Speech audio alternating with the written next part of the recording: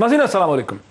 नाज़रीन, पाकिस्तानी कौम हर बरस 6 सितंबर को डिफेंस डे की हैसियत से मनाती है। आज 1965 की जंग को 56 बरस तकरीबन हो चुके हैं और हर बरस डिफेंस डे जो है वो मनाया जाता है, एक नए अज़म के साथ मनाया जाता है। जिस तरह से अफवाज पाकिस्तान ने सियालकोट और लाहौर को डिफेंड किया और हिंदुस्तान को अपने इरादों में नाकामी हुई, और वो जो एक जज्बा था, वो जो जोश था, वो जो एक डिटर्मिनेशन थी, उसे मनाया जाता है। लेकिन जब वक्त गुजर जाता है, जब हम किसी भी इवेंट और डेवलपमेंट से दूर होते चले जाते हैं, तो फिर एक एनालिटिकल लेंस जो है उसकी अहमियत भी बढ़ती चली जाती है। बहुत से सवालात इस हवाले से उठते हैं, इसमें कोई शक नहीं है कि अफवाज पाकिस्तान ने, पाकिस्तान के लोगों ने बहुत ही जुर्रत से, बहुत ही अज़म से और बड़ी बहादुरी के साथ हिंदुस्तान की ऑनस्लॉट का मुकाबला किया। लेकिन 1965 की जंग हुई क्यों, कैसे हुई, हिंदुस्तान के अगराज़ व मकासद क्या थे, पाकिस्तान के क्या अगराज़ व मकासद थे, ये तमाम वो सवालात हैं जो अभी भी सोचने वालों के जहनों में आते हैं। और आज मेरी कोशिश होगी कि इन सवालात के हवाले से हम ये क्वेश्चंस उठा सकें। बहुत ही डिस्टिंग्विश और इंटरेस्टिंग, बड़ा रेलिवेंट पैनल मेरे साथ है। स्टूडियोज़ में मुझे ज्वाइन कर रहे हैं जनाब डॉक्टर फारूक बाजवा साहब, जिन्होंने ट्विन हैट पहना हुआ इंटरनेशनल रिलेशंस का और इंटरनेशनल लॉ का, और 1965 और भी किताबें लिखी हैं, लेकिन 1965 के हवाले से बहुत ही इम्प्रेसिव, बड़ी वेल रिसर्च किताब इन्होंने लिखी, फ्रॉम कुछ टू ताशकंद। उसके ऑथर हैं। Very warm welcome to doctor Farooq Bajwa. मुझे पाकिस्तान के एक्स फॉरेन सेक्रेटरी जनाब नजमुद्दीन शेख साहब जो हैं वो ज्वाइन कर रहे हैं वीडियो लिंक के ज़रिए कराची से। नजमुद्दीन शेख साहब पाकिस्तान की फॉरेन सर्विस को ज्वाइन कर चुके थे जब 1965 की जंग हुई। उस हवाले से भी मैं उनसे समझना चाहूँगा कि इसका बैकग्राउंड क्या था। और लेफ्टिनेंट जनरल अमजद शुएब साहब जो हैं, जो डिफेंस एंड स्ट्रेटेजिक एनालिस्ट हैं, आपकी जानिब सारी शख्सियत हैं, वो भी एक वीडियो लिंक के ज़रिए मुझे ज्वाइन करें।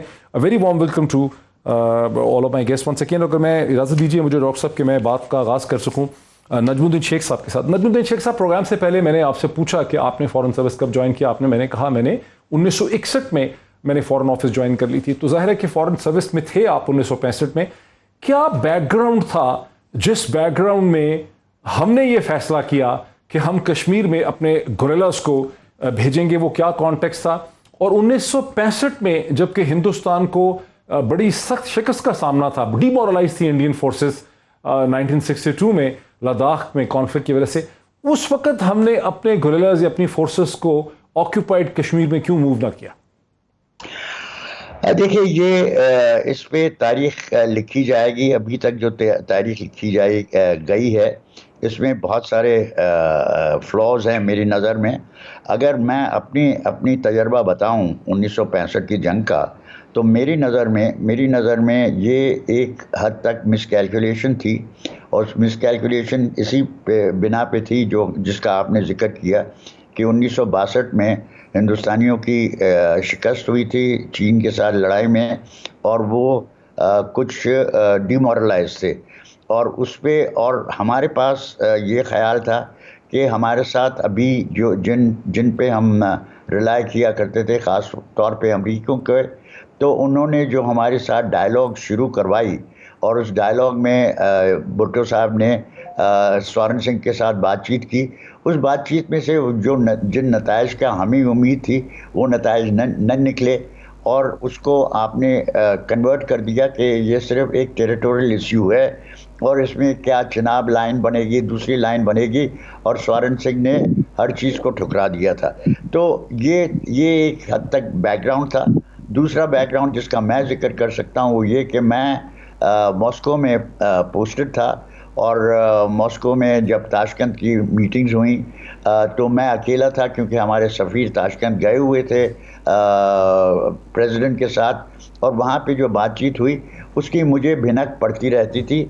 मैं नहीं कहता कि मुझे पूरी तरह से ब्रीफ किया गया, लेकिन मुझे वहाँ पे ब्रीफिंग मिलती थी, और मुझे ज़्यादा पता उनसे चलता था जो सीनियर ब्रिटिश एम्बेसडर थे, अमेरिकन एम्बेसडर थे, जिनको पूरी तरह से इत्तला ताशकंद से आ रही थी।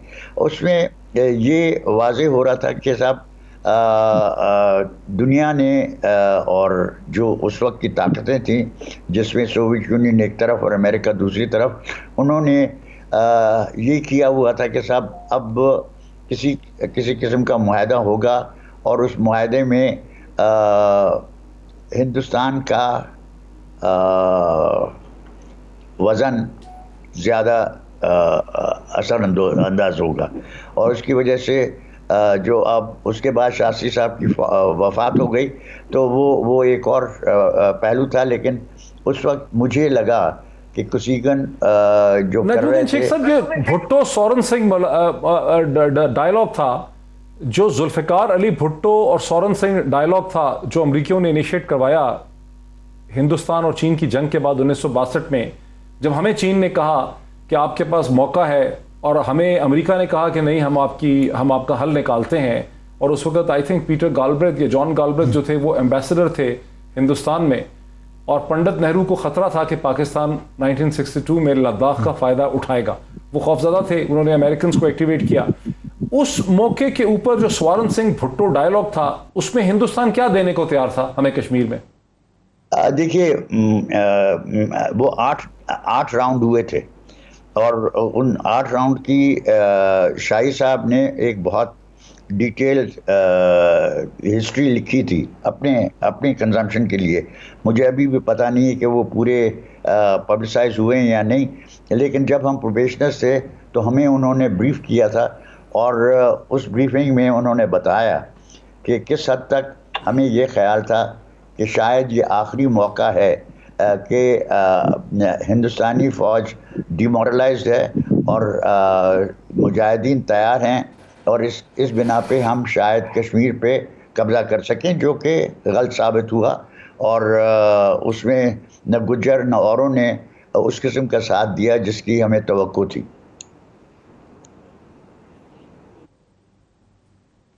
اچھا جنرل امجد شعیب صاحب، کیا آپ ایگری کریں گے کہ ہم سے مس کیلکولیشن ہوئی؟ ہمیں 1962 میں انٹروین کرنا چاہیے تھا، ہم نے 62 میں نہیں کیا، اور 65 میں ہم نے اس وقت انٹروین کیا مقبوضہ کشمیر میں جب ہمارے پاس کوئی خاص تیاری نہیں تھی، اور وہ بہت بہتر اپنے آپ کو ری آرگنائز کر چکے تھے، اور انہوں نے حملہ کر دیا سیالکوٹ لاہور کے اوپر اور پریشر ریلیو کر لیا. انہوں نے ہم سے اسٹریٹجک مس کیلکولیشن ہوئی. بسم اللہ الرحمن الرحیم.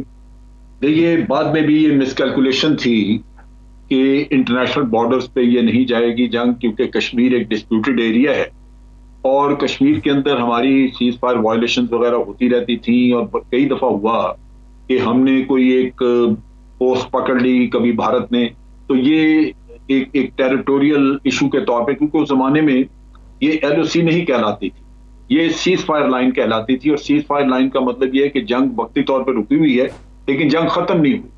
لہذا اس کے اوپر ایک تھنکنگ تھی کہ جب جنگ رکی ہے، ختم نہیں ہوئی، تو اس کا مطلب یہ ہے کہ آپ مختلف وقتوں پہ کوئی نہ کوئی ایک دوسرے پہ اٹیک کر کے تو جگہ کیپچر کرتے رہتے ہیں. سو اپنی ڈیفینسو پوزیشن امپروو کرنے کے لیے کبھی بھارت کی طرف سے کبھی ہماری طرف سے وائلیشن ہوتی تھی، اور اس کو اسی تناظر میں غالباً دیکھا گیا. اس زمانے میں مس کیلکولیشن یہ تھی کہ انڈیا نے اپنی ٹروپس بھی موبلائز کیے اور وہ انٹرنیشنل بارڈرز پہ اس نے آ کے اٹیک کیا، جبکہ اس کی کہا جاتا ہے، مجھے اس کا خود تو ڈائریکٹ علم نہیں ہے، میں was a very junior officer then, لیکن یہ کہ ہسٹری میں یہ لکھا ہوا ہے کہ اس وقت بھٹو صاحب نے اس بات کی ایشورنس دی تھی، جو نیچرلی انہوں نے ادھر ادھر مختلف ملکوں میں ڈسکس کر کے تو کچھ فیلنگز نہیں ہوگی کہ انٹرنیشنل بارڈرز پہ کچھ نہیں ہوگا.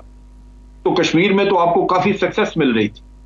کشمیر میں آپریشن جو ہے وہ انٹرنیشنل بارڈرز پہ اٹیک ہونے کے بعد رکا، ورنہ جو آپ نے اخنور اور جوڑیاں سائٹ پہ جو آپ نے ایفرٹ کی تھی وہ آپ کی خاصی سکسیسفل ایفرٹ جا رہی تھی، اور ہو سکتا ہے کہ اگر جنگ ادھر ہی رہتی تو وہ آپ کی کشمیر کٹ آف ہو جاتا بھارت کا.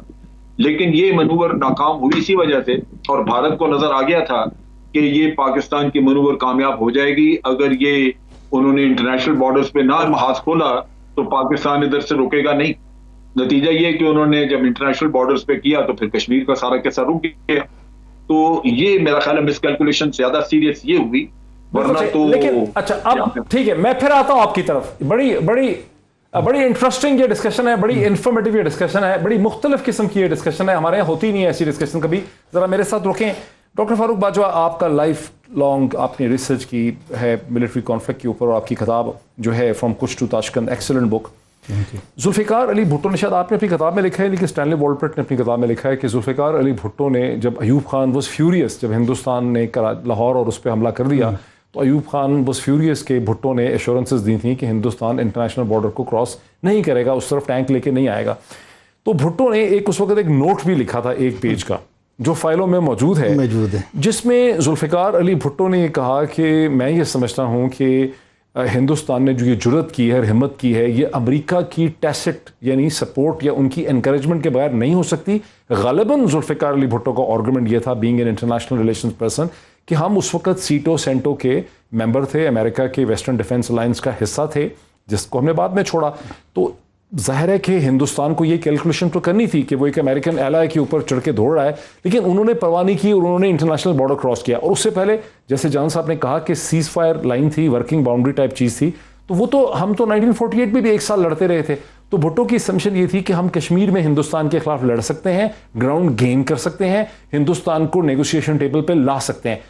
امریکہ اور انڈیا کے درمیان ایک ٹیسٹ ایگریمنٹ ہوتا, وٹ ڈو یو تھنک؟ میں نہیں مانتا. اچھا, اس کی 2-3 وجوہات. کیا وجہ؟ سب سے پہلے میں امریکہ سے ناراض نہیں ہوں, میں مائنورٹی میں شاید ہوں پاکستان. امریکہ سے ناراض 65 پہ نہیں ہے؟ بالکل نہیں, 65 کی وہ بول رہے ہیں. انہوں نے جو اسلحہ پاکستان کو دیا تھا 1950s میں, سیٹو سینٹو, انہوں نے صاف لکھا تھا کہ USSR کے خلاف ہم آپ کو اسلحہ دے رہے. ٹھیک ہے, بس آپ نے خبردار. ہماری پہ کیوں یہ غلط فہمی تھی کہ ہم نے اس کو اپنے لیے استعمال کر سکتے ہیں؟ دیکھیں کافی غلط فہمیاں تھیں ہمارے پاکستان کی, یہ بھی ایک تھی.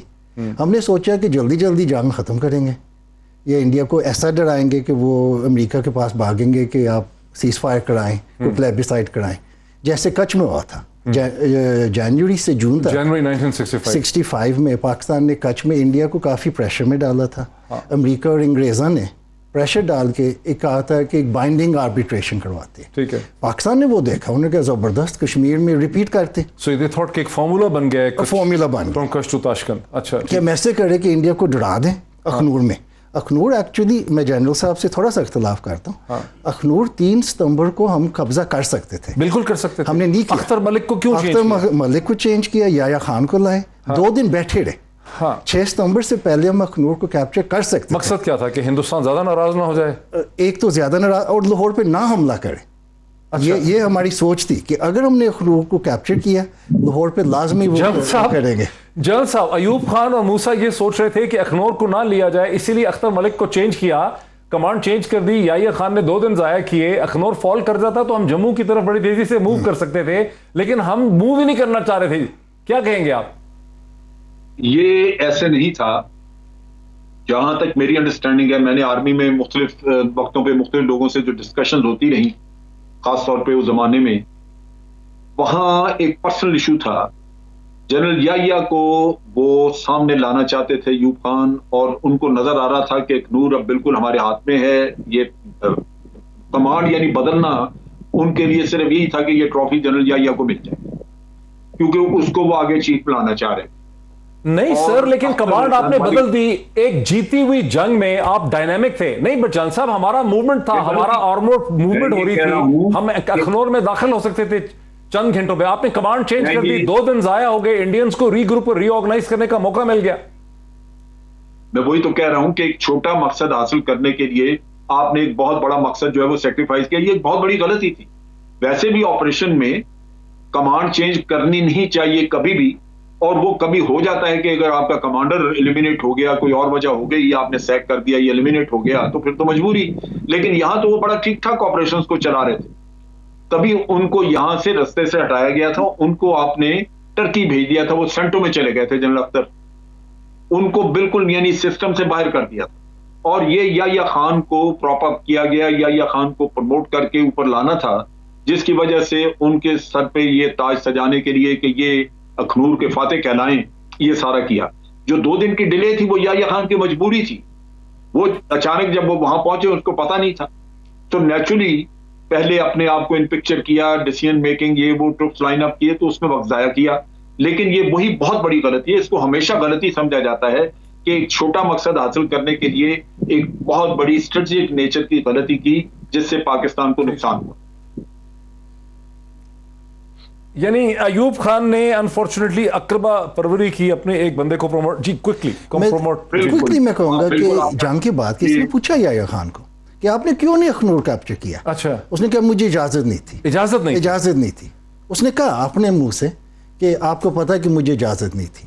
یہ ہسٹری میں لکھا ہوا ہے. یعنی یحییٰ خان کو اوپر سے پرمیشن نہیں تھی کہ اخنور کو لینا ہے. جنرل اختر ملک یہ ایک عام کمانڈر نہیں تھا, پورا پلان اخنور کا ان کا تھا. ہاں, ایوب خان صاحب نے ان کو جون میں کہا تھا پڑھا کہ he was a brilliant commander. Brilliant commander, plan ہی ان کا تھا اے ٹو زیڈ. ان کو کیوں ریموو کرتے ایک آدمی کو جس نے اے ٹو زیڈ آپریشن گرینڈ سلام پلان کا نام تھا اخنور کو کیپچر کرنے کا. اخنور سے جموں کتنا دور تھا؟ اخنور سے جموں اور سری نگر کی سڑک تھی, وہ کٹ جاتی. یہ ایکچولی اخنور کا تھا, وہ چکن نیک اس کو کہتے ہیں. وہ لے لیتے اخنور, جموں اور سری نگر کی سڑک تھی, سارا مسئلہ حل ہو جاتا. اس لیے تو عام کمانڈر نہیں تھے. یہی میری بات ہے. اختر ملک ایک عام جنرل, چیس پلینگ جنرل جس نے ایوب خان کو اسپیشل کمانڈ دیا تھا اس وجہ سے کہ آپ نے اخنور کیپچر کرنا ہے. تو ان کو نکالا گیا ایک آدمی کو. بعد میں جب یہ میں کہہ رہا ہوں کہ جب میں نے ریسرچ کی تھی, یحییٰ خان کو ایگزیکٹلی لوگوں نے یہ سوال پوچھا کہ آپ نے کیوں نہیں اخنور لیا. اس نے کہا میرے پاس اجازت نہیں تھی. ان پتہ نہیں اللہ جانے کیا اصل کہانی ہے, لیکن اس کا جواب ایوب خان کو نہیں پوچھا. ایوب خان کو کسی نہیں پوچھا. لیکن میری جو ریسرچ ہے, میری جو اندازہ ہے, میں کہہ نہیں سکتا, ابھی تو سب فوت ہو گئے, اللہ سب کو جنت نصیب. میرے پچھلے کوشچن کو آپ نے کہا کہ میں امریکنز کے خلاف نہیں ہوں, میں ایک ناراض پارٹی نہیں ہوں. میرے کوشچن امریکہ کے خلاف نہیں تھا. میرا مقصد یہ تھا کہ امریکہ اگر ہندوستان کے ساتھ ہے تو میں اس پہ کوئی ہمیں ناراضگی کی بات نہیں ہے. کوشچن یہ ہے کہ ہم امریکہ کے پارٹنر تھے. اسلحہ تو ایک الگ ایشو ہے نا. ٹھیک ہے. اس وقت سیز فائر باؤنڈری کے خلاف تو ہماری اسکرمشز ہندوستان سے ہوتی رہتی تھیں. ٹھیک ہے. ہم ہندوستان پہ پریشر ڈال رہے تھے across the cease fire line, اپنی پوزیشن امپروو کر رہے تھے, ان کو نیگوسیشن پہ ہم لانا چاہتے تھے اگر ہم چکن نیٹ کو کاٹ دیتے. بالکل. لیکن ہندوستان کا انٹرنیشنل بارڈر کراس کرنا, میں یہ کوشچن ان سے بھی پوچھوں گا جناب سے, فارن سیکرٹری صاحب سے, نجم الدین شیخ صاحب سے, یہ ایک بڑا اسٹیپ تھا. ان کو یہ ہمت کیسے ہوئی اگر ان کو امریکہ کا ٹیسٹ اپروول نہیں تھا؟ بہت بڑا اسٹیپ تھا. میرے خیال ہے کہ امریکہ فرینکلی کشمیر سے تانگ ہو گیا تھا سن کے. انہوں نے کوشش کی تھی 62 سے 65, انڈیا پہ تھوڑا بہت پریشر ڈالا تھا. لیکن ہمیشہ پاکستان کا یہ پرابلم ہے کہ ہم چھوٹا ملک ہے انڈیا کے مقابلے میں. انڈیا کو کوئی ناراض کی امپورٹنس زیادہ تھی اس وقت بھی. بالکل. انڈیا اور چائنا کا آپس ہمیشہ مقابلہ رہا ہے کہ دو ایشین جائنٹس ہیں. چائنا اور انڈیا کی جنگ ہو چکی تھی 62 میں, جس میں انڈیا کا بہت پریشان تھا. تو امریکہ یہ نہیں چاہتا تھا کہ انڈیا پھر کمزور ہو تو چائنا کو بھی فائدہ ہو تو پاکستان کو بھی فائدہ ہو. مجھے ایک بریک لینے دیجیے, اور بریک کے بعد میں جاؤں گا سیدھا نجم الدین شیخ صاحب کے پاس, تو اس مسئلے کو مزید تھوڑا ان سے سمجھنا چاہوں گا. امریکہ کا رول کیا تھا 65 کی جنگ میں, ایک بریک کے بعد. ناظرین ویلکم بیک. میں سیدھا چلتا ہوں جناب نجم الدین شیخ صاحب کی طرف. پاکستان کے ایکس فارن سیکرٹری ہیں جنہوں نے پاکستان فارن آفس کو 1961 میں جوائن کیا. 4 برس ہو چکے تھے پاکستان فارن آفس میں جب 1965 کی جنگ ہوئی اور ہندوستان نے حملہ کیا لاہور اور سیالکوٹ کے اوپر, جسے افواج پاکستان نے جرأت اور بہادری کا مقابلہ کر کے ناکام بنا دیا. لیکن ہم اس کے تھوڑا پیچھے جا رہے ہیں. نجم الدین شیخ صاحب, اب ظاہر ہے یہ بات تو ہو چکی کہ ذوالفقار علی بھٹو نے بہرحال as foreign minister of Pakistan, اور ان کی ذہانت کے اوپر تو کسی کو شک نہیں ہوگا, انہوں نے ایک نوٹ لکھا تھا, اور اس نوٹ میں انہوں نے, وہ فائلز میں موجود ہے اور آپ اس سے واقف ہوں گے, جس کا اسٹینلے والپٹ نے ذکر کیا ہے اور ڈاکٹر فاروق باجوہ بھی کہتے ہیں کہ واقعی ایسا تھا, جس میں بھٹو نے یہ انالیسس کیا تھا کہ ہندوستان کو جب تک کسی نے شے نہیں دی, یقین نہیں دلایا کہ اس کا ریئیکشن نہیں ہوگا, ہندوستان ایک ڈسپیوٹڈ ٹیریٹری کے کانفلکٹ کو, انٹرنیشنل بارڈر جو کراس کیا لاہور اور سیالکوٹ کی طرف, یہاں سے ہندوستان کو ایک ٹیسٹ اپروول ملا ہے کہ آپ ایک ویسٹرن کی امریکہ کے ایلائی کے اوپر حملہ کر سکتے ہیں اور کوئی اس کا یہ ایکسیپٹیبل ہے. اس پہ کیا آپ کا ریئیکشن ہے؟ دیکھیے, اب اس کو آپ پہلے مس کیلکولیشن کہہ چکے ہیں, لیکن دیکھیے ہمیں یہ سوچنا تھا پہلے. تو میں سمجھتا ہوں کہ ہمیں یہ یاد رکھنا چاہیے کہ رن آف کچھ میں جو ہمیں 1965 کے پہلے حصوں میں جو کامیابی ہوئی, اور جو جس کی وجہ سے ہمیں یہ لگا کہ ہندوستانی میں اب لڑنے کی ہمت نہیں ہے, وہ ایک پہلو تھا. دوسرا پہلو یہ تھا کہ جو ہماری نیگوسیشنز ہوئی تھیں 63 میں, یہ 8 راؤنڈ جس کا میں نے پہلے ذکر کیا, ان میں ہم نے دیکھا کہ سوارن سنگھ آگے بڑھنے کو تیار نہیں تھا, اور ہمارے دوست تھیوریٹیکلی ہمارے اتحادی جن کے ہم موسٹ ایلائڈ آف ایلائز تھے, انہوں نے اس قسم کا پریشر ڈالا نہیں. ہاں, اور اس پریشر کی سلسلے میں آپ اگر ان کا اکاؤنٹ پڑھیں جو وہاں پہ امریکن تھے, تو آپ کو یہ پتہ چلے گا کہ وہ کہہ رہے تھے کہ یار کسی طرح پاکستان کو ذرا ٹھنڈا رکھو, کیونکہ ہمیں اب 63 کے بعد انہوں نے کہا کہ ہمیں ہندوستان کی مدد کرنی ہے اور آپ ہمارے راستے میں نہیں آئیں گے. یہ واضح طور پہ انہوں نے پاکستان سے کہا تھا کہ آپ اس میں انٹرفیئر کرنے کی کوشش نہیں کریں گے. تو ہمارے لیے ایک حد تک یہ صحیح ہے کہنا کہ بھائی 65 میں یہ نظر آیا کہ اگر کوئی موقع ہے تو ابھی ہے. اگر اس کے بعد ہم نے کوشش کی تو جو ہماری فوجی طاقت اور ہماری سیاسی طاقت ہے اس میں جو فرق ہے وہ ہندوستان کی طرف بڑھتا جائے گا اور ہمارے کسی کامیابی کا کوئی امکان نہیں ہوگا. جس چیز کو ہم بھولے وہ یہ کہ ہندوستانیوں نے کہ امریکن نے اس عرصے میں اگر آپ پوچھیں تو آپ کو پتہ چلے گا, میں سمجھتا ہوں بھائیو صاحب شاید اس پہ کچھ کہہ سکیں, کہ PL-480 ہندوستان کو جو ملتا تھا وہ آپ کی ساری اسسٹنس سے زیادہ تھا. ان کی اسسٹنس ہندوستان کو جو تھی وہ آپ سے ہندوستان جیسے پراؤڈ ملک کو امریکہ کی اسسٹنس ملتی تھی. آپ یہ کہہ رہے ہیں کہ ہندوستان امریکہ کی اسسٹنس لیتا تھا؟ وہ تو کہتے ہیں ہم نے کبھی لیا نہیں امریکہ کا دھیلا. اگر یہ فیکٹ نہیں نکلا ہے تو آپ پوچھ کے پھر سے PL-480 کا سب سے بڑا بینیفیشری ہندوستان تھا. پھر سے کہتا ہوں شیخ صاحب صحیح کہہ رہے ہیں, سب سے بڑا بینیفیشری تھا. لیکن شیخ صاحب دیکھیں شیخ صاحب میں نے تو شروع یہاں سے سوال کیا, لوگ ایسی بات کرتے ہی نہیں, پاکستان میں کسی کو ہمت ہوتی ہی نہیں یہ سوال اٹھانے کی کہ 1965 میں ہم سے مس کیلکولیشنز ہوئیں. بٹ ہیونگ سیڈ دس, اب ہم اس کی اناٹومی کے اندر ڈیپر جا رہے ہیں کہ مس کیلکولیشن ہماری اسی حد تک ہوئی نا. ڈسپیوٹ تو ہمارا تھا, کشمیر ہمارا ایک جینوئن کنسرن تھا. مس کیلکولیشن ہماری اس حد تک ہوئی کہ ہم نے کہا کہ according to as per international law ہمارا ڈسپیوٹ ہے, United nation understood disputed territory ہے جموں اینڈ کشمیر, لاہور نہیں ہے, سیالکوٹ نہیں ہے, ہم حملہ نہیں کر رہے امرتسر کے اوپر, تو ہندوستان بھی اس جنگ کو جموں اینڈ کشمیر میں رکھے گا. ہندوستان نے نیا پرنسپل انوینٹ کیا اس وقت اٹوٹ اٹنگ کا, اور انہوں نے کہا کہ نہیں. سو ہندوستان نے ری ڈیفائن کیا, ہر دفعہ ہندوستان نے چیزوں کو ری ڈیفائن کیا. میرا سوال یہ ہے کہ کیا یہ ری ڈیفینیشن ہندوستان کر سکتا تھا 1965 پہ امریکہ کی ٹیسٹ انڈرسٹینڈنگ کے بغیر؟ نہیں, اور وہ ٹیسٹ انڈرسٹینڈنگ تھی. آپ کو یقین دلانے میں مجھے دقت ہو رہی ہے, لیکن جب ہندوستان پہ آپ نے یہ حملہ کیا تو امریکنوں نے پہلی مرتبہ آپ سے کہا کہ آپ ہمارے ہتھیاروں کی غلط استعمال کر رہے ہیں. ہم نے ہندوستان پہ حملہ نہیں کیا, ہم نے مقبوضہ جموں اور کشمیر میں ہم گھسے. دیکھو یہ ڈیفینیشن کا ایشو ہے. This is semantics. You know that this is how it was regarded, that you had attacked India. سر ایک پریکٹیکل ریالٹی ہے نا, ایک لیگل ریالٹی ہے, ایک لیگل ریالٹی ہے, ایک پریکٹیکلی وہ کہتے ہیں ہمارا ہندوستان ہے. جب ہم کہتے ہیں کہ ہم نے ہندوستان پہ حملہ کیا, ہم ان کی ڈیفینیشن مان لیتے ہیں. ٹھیک, آپ اپنی لیگل ڈیفینیشن پہ رہیے, لیکن ان پریکٹس وہ لیگل ڈیفینیشن چلی نہیں. ہندوستان نے کہا کہ یہ ہم پہ حملہ ہے. میں مانتا ہوں, میرا تو سوال ہی یہ ہے کہ میں کہتا ہوں کہ ہندوستان نے, سر میں مان رہا ہوں اس چیز کو کہ پریکٹیکلی انہوں نے کہا یہ ہمارا اٹوٹ اٹنگ ہے, لیکن اس سے پہلے تو انہوں نے بھی مانا نا کہ ڈسپیوٹڈ ٹیریٹری ہے. وہ بھی مانتے تھے نا سر کہ ڈسپیوٹڈ ٹیریٹری ہے 65 تک. ہاں بالکل مانتے تھے کہ ڈسپیوٹڈ ٹیریٹری ہے, جس کا انہوں نے حل شملہ اگریمنٹ میں ڈھونڈا. لیکن وہ آگے کی بات ہے. آپ جس پیریڈ پہ فوکس کر رہے ہیں اس پیریڈ میں آپ کو یہ بتانے کی کوشش کر رہا ہوں کہ امریکی آپ کے ساتھ نہیں تھے. انہوں نے کہا کہ آپ ہمارے ہتھیاروں کی غلط استعمال کر رہے ہیں.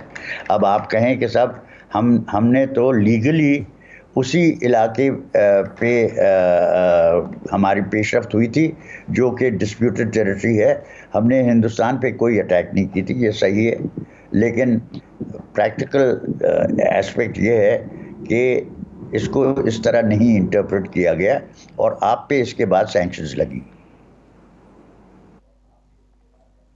بالکل صحیح. نہیں سر, آئی ایگری ود یو. میں اسی چیز پہ آ رہا تھا. جنرل صاحب, تو ایک چیز تو پھر یہ کلیئر ہو جاتی ہے کہ ہمارے جتنے یہ ایکیڈیمیشین ہیں, ہسٹورینز ہیں, تھنک ٹینکرز ہیں, سب لوگ ہیں, یہ تو اس طرح سے پاکستانی بچوں کو بتاتے ہیں جیسے امریکہ کا کو پتہ نہیں 9/11 کے بعد یہ 1990s میں جا کے ہندوستان کی طرف جھکاؤ ہوا ہے. As a can student of history مجھے لگتا ہے کہ امریکہ کا جھکاؤ ہمیشہ ہی ہندوستان کی طرف تھا, بیکاز امریکن اپنے لینز اور چیکر بورڈ سے جب دیکھتے تھے تو ان کو بڑی بڑی حقیقتیں تھیں. ہندوستان تھا ان کے لیے امپورٹنٹ, ان کے لیے چین امپورٹنٹ تھا. ہمیں تو وہ ایکسپلائٹ اور استعمال کر رہے تھے سیٹوں سینٹوں کے چکر میں. ہم بے وقوف تھے, ہمیں سمجھ نہیں آئی کہ اصل گیم ہے کیا. دیکھیے ایک بات تو درست ہے کہ سیٹو سینٹو میں جب اس کے ممبرشپ کی وجہ سے ہمیں ویپنز ملے, ہمیں کوریا کی جنگ کے بعد کوریا سے جو اکوپمنٹ جا رہا تھا وہ ہمیں دینا شروع کر دیا, انہوں نے ٹینکس دیے وہاں پہ, M48 M47 ٹینکس. اسی طرح ہمیں F-104 جہاز, جب ان کے وہ بڑے موسٹ ماڈرن ان کے اسٹار فائٹرز تھے وہ بھی ہمیں انہوں نے دیے. لیکن ان کی انڈرسٹینڈنگ میں اور ہماری انڈرسٹینڈنگ میں ہمیشہ فرق رہا. ہمیں تھریٹ تھی اسٹار فائٹر تھے, ہمیں تھریٹ تھی وہ انڈیا سے. ہمیں تو سوویت یونین سے کوئی تھریٹ نہیں تھی اس وقت, لیکن وہ چونکہ اتحاد کا حصہ بناتے تھے تو وہ یہ کہتے تھے کہ جی سوویت یونین کے خلاف آپ کو دے رہے ہیں, ہم اپنی تھریٹ کے سوچتے ہیں. لیکن انڈرسٹینڈنگ یہی تھی کہ سوویت یونین کے خلاف. یہ بالکل شیخ صاحب نے بالکل بات درست کی ہے. لیکن دوسری طرف جو آپ ایک اور جو ایشو آپ اٹھا رہے ہیں وہ یہ ہے کہ کیا ڈسپیوٹڈ ٹیریٹری کی وجہ, ڈسپیوٹڈ ٹیریٹری پہ اوپر کیا امریکنوں کو اس طرح الارم ہونا چاہیے تھا اور ان کو انڈیا کو انڈرسٹینڈنگ دینی چاہیے تھی کہ آپ انٹرنیشنل بارڈر پہ چلے جائیں. بعد میں بھی جب سیاچن کا قصہ ہوا, سیاچن اگین ایک ڈسپیوٹڈ ٹیریٹری تھی اور اس میں چونکہ ڈیمینیشن نہیں ہوئی تھی, اس میں لائن آف کنٹرول جو ہے وہ صرف امیجنری تھی کہ یوں ایکسٹینڈ کرتی ہے برف وہاں پہ وہ سنو کورڈ ہونے کی وجہ سے. تو جب انڈیا نے وہاں پہ قبضہ کیا تو اس وقت ڈسپیوٹڈ ٹیریٹری کا کوئی کسی نے, انہوں نے یہی امریکنوں نے اس وقت اس کا ایک سٹانس لیا کہ ٹھیک ہے کشمیر میں ہوا ہو جائے, اس کو ایکسپٹ کر لیا دنیا نے. جب آپ نے کارگل کا کیا تو آپ کو کہا جی آپ پیچھے ہٹیں, حالانکہ وہ بھی ڈسپیوٹڈ ٹیریٹری تھی. اسی نالوجی کے اوپر آپ کارگل میں ایکشن کر رہے تھے کہ اگر دنیا ایکسپٹ کر رہی ہے سیاچن کو کہ یہ ڈسپیوٹڈ ٹیریٹری میں آپ کا آگے پیچھے ہو سکتا ہے تو پھر یہ کارگل بھی ہو سکتا ہے. لیکن کارگل کو دنیا نے ایکسپٹ نہیں کیا اور آپ کو کہا واپس. میں کہنے کی بات یہ ہے کہ پاکستان کو فیئر ڈیل نہیں مل سکا, کبھی بھی فیئر ٹریٹمنٹ. انڈیا کو پریفرنس دی گئی, لیکن جو 62 کا واقعہ ہوا چائنا کا, اس کے بعد تو امریکہ زیادہ کین تھا, انڈیا اتنا کین نہیں تھا جتنا امریکہ کین تھا کہ کسی طرح ان کو ویپنز دیے جائیں, ان کو ہیلپ کیا جائے. کیونکہ انڈیا کسی بھی وجہ سے امریکہ کے اوپر ڈیپینڈنٹ نہیں تھا کہ وہ اپنی لیوریج اس پہ استعمال کر سکیں. جب وہ ویپن سسٹم دے دیتے ہیں تو پھر آپ کی ڈیپینڈنس بڑھنا شروع ہوتی ہے, پھر آپ ان کو سننا شروع کرتے ہیں, پھر وہ سننا, آپ ان کو ان کی بات سننا شروع کرتے ہیں. لہٰذا وہ چائنا کے خلاف کھڑا کرنے کے لیے ایگر تھے, زیادہ کین تھے کہ ان کو ویپنز دیے جائیں. لہٰذا پاکستان کو اس کے بعد انہوں نے وہ اہمیت نہیں دی جتنا وہ انڈیا کے پیچھے لگے ہوئے تھے کہ کسی طرح ان کو اکوپ کر دیا جائے. تو یہ وہ ایشو آیا جو ہم غالباً میرا خیال ہے کہ ہم اس وقت ایویلویٹ نہیں کر سکے, اور ایک مس انڈرسٹینڈنگ ہوئی کہ جناب ہم ڈسپیوٹڈ ٹیریٹری میں جا رہے ہیں تو پھر کیا ہوا, انٹرنیشنل بارڈر پہ نہیں ہوگا. یہ آپ کی بات درست ہے کہ لازماً ذرا رکیں یہاں, امریکہ ذرا رکیں یہاں پہ ہوگی. جی جان صاحب ذرا رکیں. ناظرین میں سے ہو سکتا ہے کچھ کو بھی پریشانی ہو رہی ہو, اور ڈاکٹر فاروق باجوہ کو بھی اور بھی پارٹیسپینٹس کو پریشانی ہو رہی ہے. ہمارے یہاں اتنی کھل کے ڈسکشن ہوتی نہیں ہے, لیکن اصل میں ہمیں ڈسکشن کھل کے کرنی چاہیے تاکہ چیزیں سمجھ آئیں. اب دیکھیں اس میں ڈیفیکلٹ پوائنٹ یہ ہے, میں فلی ایگری کرتا ہوں نجم الدین شیخ صاحب سے, فارن سیکرٹری صاحب سے, کہ یہ سیمینٹکس ہے, اور پریکٹیکل حقیقت یہ تھی کہ جب ہم نے کشمیر میں ٹروپس داخل کیے تو اس کو ہندوستان نے یہ کہا کہ یہ ہماری ٹیریٹری میں آ گئے ہیں, اور انہوں نے اپنی کانٹنجنسی پلان تھی, حملہ کر دیا لاہور سے سیالکوٹ کے اوپر. ٹھیک, لیکن پھر جو دوسری چیز ہے امریکہ کی, جو ڈبل سٹینڈرڈز ہیں, وہ بھی سیمینٹکس ہیں. ہمارے پاس اگر اسٹار فائٹر ہے اور ہمارے پاس امریکن ابرام ٹینک ہے, ایک اور چیز ہے. جھگڑا ہمارا ہندوستان سے, ہمارا تو روس و چین سے جھگڑا ہے نہیں, ہمارا کسی کمیونسٹ پاور سے ملٹری کانفلکٹ تو ہونا نہیں تھا. یہ جو پوری فکشن تھی کہ ہمیں جو اسلحہ دیا گیا ہے, یہ تو ہم نے اسلحہ, آپ نے کہا نا یہ کہ انہوں نے ہمیں اسلحہ دیا تھا, یہ تو پھر جھوٹ تھا, یہ تو کھلا تضاد تھا, یہ تو ایک منافقت تھی, ڈبل سٹینڈرڈ تھا. اس کو آپ کیسے ڈیفینڈ کر رہے ہیں؟ آپ کہہ رہے ہیں انہوں نے ہمیں اسلحہ دی, وہ خود بھی ڈیفینڈ کرتے ہیں منافقت میں کہ جی ہم نے اسلحہ آپ کو دیا تھا, ہم نے لڑنا تھا کوئی سوویت یونین سے. ڈاکٹر صاحب ہمارا کیا جھگڑا تھا کہ ہمیں ٹینک استعمال کرنے تھے یا اسٹار فائٹر کرنے تھے؟ کہاں کرنے تھے ہم نے؟ ڈبل سٹینڈرڈ دونوں طرف تھے. فرینکلی ہمیں بھی پتا تھا کہ ہم نے کبھی سوویت یونین کے خلاف نہیں لڑنا. جو ہمارے پاس F-16 ہے, ہم نے ان کا نہیں اڑانا ہے SU. جو پیکٹ ہمارے سامنے رکھتے تھے ہم سائن کرتے تھے. ہم نے C2P جوائن کیے.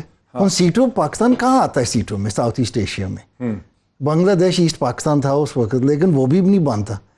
ہم نے پوری کوشش کی, چونکہ ایکچولی دیکھو یاد رکھنا چاہیے کہ 1947 پہ ہماری بہت بری حالت تھی. ہمارے پاس کوئی فوج نہیں تھی. ہمارے پاس لٹرلی کہتے ہیں ایوب خان اپنے میموز میں ہم نے اپنے آپ کو اسٹرکچرلی بلڈ کیا امریکہ کی مدد سے. ہمیں بھی پتا تھا یہ دونوں کھیل کھیل رہے تھے. ہمیں بھی پتا تھا کہ ہماری سوویت یونین سے کوئی جنگ نہیں. انہوں کو بھی پتا تھا کہ ایک نہ ایک دن ان کم بختوں نے انڈیا کے خلاف یہ استعمال کرنا ہے. دونوں طرف سے تھی. تو انہوں نے اپنا کارڈ کھیلا. تو انہوں نے اپنا کارڈ کھیلا. میں نے اور بھی ایک ریسرچ کی تھی. انڈیا نے ایکچولی 1950 سے یہ کنٹینجنسی پلان رکھی تھی کہ اگر کشمیر میں حملہ ہوا تو ہم انڈر پریشر ہوئے ہم نے لاہور پہ حملہ کرنا ہے. یہ ہماری فیلنگ تھی, کمزوری تھی ISI کی, ملٹری انٹیلیجنس کی, جو بھی کہیں. ہمیں یہ پورا یقین ہونا چاہیے تھا کہ اگر ہم نے کشمیر پہ ایکچول اخنور یا جموں یا سری نگر پہ قبضہ کرنے کی کوشش کی تو کامیابی کے قریب آئے. وہ لاہور پہ. بریک سے پہلے ایک کریٹیکل کوشچن ہے. ہم سبھی کھیل کھیل رہے تھے. کھیل تو کھیلا ہی جاتا ہے. بالکل, یہ ڈپلومیسی میں ہوتا ہے. اگر ہم نہ رکتے, اخنور لے لیتے, جموں سری نگر سڑک کو چکن نیک پہ کاٹ دیتے, اس کے بعد امریکہ کچھ کرتا, روس کچھ کرتا, ہم ایک اسٹرانگ پوزیشن میں جا کے بیٹھ جاتے. پھر ہم ہندوستان سے نیگوسیشن کر سکتے تھے کہ آئرن ٹیبل پہ let's decide something. Am I right? 100%. اگر اخنور کو کیپچر کرتے, انڈینز ایکچولی وہ جموں کی طرف پہنچ گئے تھے بھاگے بھاگے. وہ اتنے ڈر گئے تھے. آرٹلری ہماری جو امریکنز کی تھی, وہ تو کریڈٹ دینا چاہیے امریکنز کو, جو آرٹلری انہوں نے پاکستان کو دی. انڈینز لٹرلی بھاگ گئے تھے. جب اخنور پہ وہ شروع ہو گیا آپریشن گرینڈ سلام, وہ لٹرلی بھاگ گئے تھے. وہ انفیکٹ بعد میں انڈین جنرلز نے دیکھا کہ ہمیں شرم آئی کہ انڈین گنرز نے اپنے بندوقیں چھوڑ کے بھاگ گئے تھے, کیونکہ اتنا پریشر تھا ہمارا. اخنور لے لیتے, جموں ہمارے سامنے تھا, سری نگر لیفٹ پہ تھا. جنرل صاحب last question before the break, پھر میں شیخ صاحب کے پاس جاؤں گا after the break. So basically طور پر اگر ہم وہ اپرچونٹی ایوب خان ضائع نہ کرتے کمانڈ چینج کرنے کی, ہم اخنور لے لیتے, چکن نیک کو کاٹ دیتے, جموں سری نگر, تو ہسٹری ڈفرینٹ ہو جاتا. بالکل. یہ جو کہنا یہ باجوہ صاحب کہہ رہے ہیں, یا نے یہ کہا ہوگا کہ مجھے اجازت نہیں تھی, لیکن کمانڈ کا چینج کرنا ہی غلط تھا. ایکچولی تو سارا پاسا تو وہاں پلٹا. آپ کو آپریشن کے دوران, جبکہ آپریشن ایک بالکل ڈیولپ ہو رہا ہے اور اس کی اپنی ٹرمینل سٹیجز پہ آ رہا ہے, آپ کمانڈ چینج کر رہے ہیں, تو غلطی وہاں ہوگی. لیکن ایک چیز جو ابھی بات کر رہے تھے باجوہ صاحب, مجھے یہ اعزاز حاصل ہے کہ انڈینز وہاں پہ جو بھاگ کے اپنا اسلحہ چھوڑ کے بھاگے, ان میں آرٹلری ریجمنٹ کمپلیٹ تھی, اور میری سب سے پہلی ریجمنٹ وہی تھی جو ان کے اسلحے کے اوپر ہوئی. تو میں نے اس میں I was there first original officer, جس نے کہ وہی گنز لے جا کے تو حسینی والا میں پھر وہ گنز انڈینز کے اوپر فائر, وہ واپس انڈینز پہ فائر کی ہم نے. تو یہ ایک فیلڈ ججمنٹ پوری ساز و سامان کے ساتھ چھوڑ کے انڈینز بھاگ گئے تھے وہاں پہ اخنور میں, اور پھر وہ ہمارے پاس آئی اور مجھے اس میں پوسٹ کیا گیا. And I was the first original officer. Sir congratulations and thanks for telling us. ایک بریک مجھے لینے دیجیے, پھر ہم آتے ہیں اب ذرا لاہور سیالکوٹ کی ایگزیکٹ بیٹل پہ, چونڈا کے اوپر, آفٹر دا بریک. ناظرین ویلکم بیک. میں سیدھے چلتا ہوں فورن سیکرٹری جناب نجم الدین شیخ صاحب کی طرف. شیخ صاحب, چونکہ آپ فورن آفس میں تھے, آپ شاید اس وقت رشیا میں تھے, مجھے آپ کی بات سے لگ رہا ہے, ہمیں جینوئنلی سرپرائز ہوا جب ہندوستان کی فوجوں نے رات کی تاریکی میں لاہور اور سیالکوٹ کی طرف حملہ انہوں نے کر دیا. ہم ایکسپیکٹ نہیں کرتے تھے. میں محیط صاحب اگر اجازت دیں تو میں ایک اور واقعے کا ذکر کروں جس سے آپ کو شاید اندازہ ہوگا کہ اونٹ کس کر بیٹھ رہا تھا. جب میں فورن آفس میں ہی تھا, ابھی ماسکو نہیں پہنچا تھا, تو میں شاہی صاحب کا پرائیویٹ سیکرٹری تھا, اور ان کی جو میٹنگز ہوتی تھی وہ میں کور کیا کرتا تھا.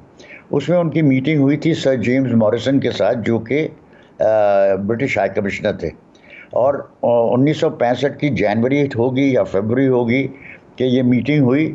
اور اس میں آپ کو پتہ ہے کہ شاہی صاحب بہت اپنی تیاری جو تھی وہ بالکل پوری کرتے تھے, اور پورے تفصیل کے ساتھ اس کا بیان انہوں نے کیا کہ دیکھیے پوکران میں جو چیزیں ہمیں نظر آ رہی ہیں, اور جو ہمیں نظر آ رہی ہیں باوجود اس کے کہ ماسکروو کا انہوں نے روسیوں کے ساتھ مل کے کوشش کی ہے اس کو چھپانے کی, لیکن ہمیں پتہ ہے کہ وہ چل رہے ہیں اپنے نیوکلیئر ایکسپلوژن کی طرف, اور وہ پیسفل نیوکلیئر ایکسپلوژن وغیرہ کی بات نہیں ہے, وہ نیوکلیئر ویپنز بنانا چاہتے ہیں. اور ہم آپ سے التجا ہے, یہ 60s کی بات کر رہے ہیں آپ؟ 1965 جنوری فیبروری کی بات کر رہا ہوں. میں نے کہا کہ آپ کو میں جو کہانی سناؤں گا وہ بہت سے ہندوستان, اچھا ہندوستان تو اس کا جواب سر موریسن نے شاہی صاحب کو دیا کہ صاحب آپ ان چیزوں کی فکر کر رہے ہیں جو کہ جس میں ہمیں کوئی اعتبار نہیں ہے. ہندوستان کو ڈیولپ کرنا ہے. اور ہندوستان اس وقت بھی انہوں نے چین کا ذکر کیا کہ صاحب ہماری دلچسپی ہے کہ ہندوستان کی ایک اس قسم کی قوت ہو کہ وہ چین کے ساتھ مقابلہ کرنے کی صلاحیت رکھے. وہ ہمیں 1965 کی جنوری فیبروری میں میسج ملا تھا. سر جیمز موریسن اپنی طور پہ صرف بات نہیں کر رہا تھا, he was talking on behalf of the NATO alliance. So this is what I thought I should add to the conversation. دوسری جو یہ تو بڑا ہی آپ نے دودھ کا دودھ اور پانی کا پانی کر دیا ہے. جی میں دوسرا سوال مجھے جان صاحب کی طرف لے جانے دیجیے. شیخ صاحب نے بہت ہی ہمیں سمجھا دیا ہے, کلیئر کر دیا ہے. شیخ صاحب میں ذرا جان صاحب کی طرف ملٹری کویسچن لے جاؤں. جان صاحب, جناب امجد شعیب صاحب, ہندوستان کے ہسٹورین نے اپنے اسٹوڈنٹ کو دنیا کو یہ بتایا کہ ہم تو سیالکوٹ اور لاہور کو فتح وغیرہ کرنا چاہ ہی نہیں رہے تھے, ہم تو صرف پریشر ہٹانا چاہ رہے تھے, ڈرا رہے تھے پاکستان کو. What is your military response? کہ مطلب وہ ایسے ہی بس آئے ہوئے تھے پکنک بنانے کے لیے لاہور سیالکوٹ میں؟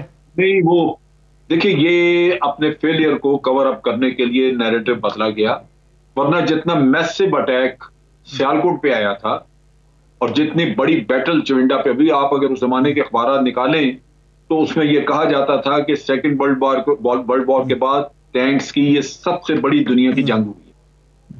تو یہ اتنا بڑا میسو جو آپ جب یہ حملہ ہوتا ہے خاص طور پہ آرمڈ کور کا, تو اس کا مقصد تو یہی ہوتا ہے کہ you want to capture large chunks of the land. آپ بہت دور تک جانا چاہتے ہیں. عموماً کہا جاتا ہے کہ آپ کسی ایک اسٹریٹجک ڈیپتھ تک جانا چاہتے ہیں ملک کی. تو یہ وہ سچویشن تھی جو ہمیں بالکل واضح تھی, جو میسو اٹیک آیا اس کی وجہ سے. تو یہ کہنا غلط ہے کہ آپ صرف ایسے پاکستان سے پریشر ہٹانا, اگر آپ تھوڑا بہت اٹیک کر دیتے انٹرنیشنل بارڈر پہ تو پریشر تو آ ہی جانا تھا. آپ اپنی اگر پیچھے آرمڈ ڈویژن جو ہے وہ پیچھے لائن اپ رکھتے تو ہمیں نظر آ جاتی کہ جناب یہ بھی موجود ہے, یہ آ سکتی ہے. لیکن یہ تو فزیکلی لانچ کر دیے گئے تھے سارے ایسٹس. اس کا مطلب یہ ہے کہ they didn't have anything else in the kitty, جو تھا وہ انہوں نے سارا ڈال دیا ہوا تھا. اور جو ایک کوئک ملٹری سوال اس کا, جو ہماری ایبلٹی تھی ان کو روک لینے کی, کیونکہ وہ ظاہر ہے ہم ایکسپیکٹ بھی نہیں کر رہے تھے اور بہت بڑی انہوں نے آرمڈ موومنٹ کی, تو جو ہماری ایبلٹی تھی, سیالکوٹ تو بالکل کھلا پلین تھا اور لاہور میں بھی ایک چھوٹا سا ہی نیچرل بیریئر تھا, اس کو کیسے ڈیفائن کریں گے کہ ہم نے ان پلینز میں پھر ان کو روکا کیسے؟ جو سیالکوٹ کا قصہ تھا وہ وہاں پہ ہمارے جو کچھ ہم نے جنگ سے پہلے عام حالات میں بھی کچھ ہم نے اپنی ڈپلوائمنٹس رکھی تھیں, جیسے ہم یہ کہتے ہیں پروٹیکٹیو ڈیٹیچمنٹس ہماری, وہ تھوڑی بہت پروٹیکشن کے لیے تاکہ آپ کو کچھ وارننگ پیریڈ مل جائے. کیونکہ آپ دیکھیے کہ ہمارے انٹرنیشنل بارڈر اور ہمارے مین سٹیز یا مین جو ہمارے اسٹریٹجک سینٹرز ہیں وہ بہت قریب ہیں, ان میں فاصلہ کچھ نہیں ہے. لہٰذا پیس ٹائم میں بھی کچھ ڈیٹیچمنٹس رکھنی پڑتی ہیں تاکہ آپ کو کچھ مل جائے, ٹائم مل جائے اپنے آپ کو موبلائز کرنے کا. تو وہ جو آپ کی ڈیٹیچمنٹ تھی انہوں نے بڑے ہیرائکس کیے, انہوں نے جس طرح مقابلہ کیا اور جس طرح ایک آرمڈ ڈویژن کو انہوں نے روکے رکھا, وہ ایک ریجمنٹ تھی. اور اس کا وہ کمال ہے کہ انہوں نے اتنے وقت تک روکے رکھا جب تک کہ آپ کی باقی ٹروپ موبلائز ہو کے پہنچ گئے. تو یہ ایک بڑا, میں جب بھی اس کو ہم دیکھتے ہیں اسٹڈی کرتے ہیں تو وہاں پہ اس یونٹ کا مارکا بڑا, it's a lesson of history, military history کا ایک لیسن ہے کہ کس طرح انہوں نے وہ جنگ لڑی اور اپنے ملک کو اتنا ٹائم مہیا کر دیا کہ آپ کی پیچھے سے ریسورسز وغیرہ آگے موبلائز کر کے پہنچایا جا سکے. تو یہ ایک کام ہوا تھا وہاں پہ, اور اسی وجہ سے میں یہ سمجھتا ہوں کہ 65 وار میں جو چیزیں ہوئی ہیں وہ بڑی زبردست تھی. فار ایگزامپل کھیمکرن میں جو ایک سکھ بٹالین نے پوری نے سرنڈر کیا, مور دین 300 پیپل ور اریسٹڈ. وہ ہمارے طرف سے تقریباً کچھ 5 یا 6 لوگوں کی ٹولی تھی جنہوں نے ان کو سرنڈر کروایا. ان کو ایک امپریشن دیا ڈسپشن میں کہ سب کچھ پیچھے موجود ہے, تم سرنڈر کرو ورنہ مارتے. تو یہ چیزیں ہوتی ہیں جنگ میں. اگر آپ ذرا روکیں میں, ہاں یہ ٹھیک, لاہور کا اور سیالکوٹ کا جو ڈیفنس تھا وہ بہت انٹیلیجنٹ بھی ہوا, جرأت مندانہ طریقے سے بھی ہوا, لیکن اس پورے کانفلکٹ سے کیا ہم یہ کہہ سکتے ہیں کہ ہندوستان کبھی بھی, سورن بھٹو جو فیلئر تھا ٹاکس کا, हिंदुस्तान कभी भी तैयार नहीं था कश्मीर के ऊपर नेगोशिएटेड सोल्यूशन के लिए, ये जंग हुई इसीलिए। श्रीनगर पे वो तैयार नहीं थे, कुछ इलाका देने को तैयार थे। अच्छा। स्वर्ण सिंह ने भुट्टो साहब को आई बिलीव 400 मील स्क्वायर मील का ऑफर एक दिया That's it? था। हाँ, out of that's state it। जिसमें 40,000 का इलाका उसने उनके कहा कि पास। ये एक इलाका थोड़ा सा आप स्ट्रेटन कर ले, लेकिन श्रीनगर देने का कहते हैं, पता नहीं सच है कि नहीं, कि नेहरू आखिरी 1-2 सालों में 62 के बाद वो परेशान हो गया था। वो कहता है जहाँ मैं जाता हूँ दुनिया में तो मैं नॉन अलाइन मूवमेंट की बात करता हूँ और अमन की बात करता हूँ, लोग मुझे कश्मीर की बात करते हैं। हाँ। तो वो कहते हैं कि मरने से पहले वो तैयार था कोई कंसेशंस देने को। अच्छा, जरा मैं अब सेक्रेटरी साहब, फॉरेन सेक्रेटरी नजमुद्दीन शेख साहब आपसे बेहतर कौन हमें बता सकता है कॉम्प्रिहेंसिव, कभी इसका नेगोशिएटेड सोल्यूशन, अगर हम 65 पे तो ठीक है, लेकिन कभी भी इसका नेगोशिएटेड सोल्यूशन हिंदुस्तान तैयार था इसके लिए कि टेबल पे इसका कोई हल निकाल सके?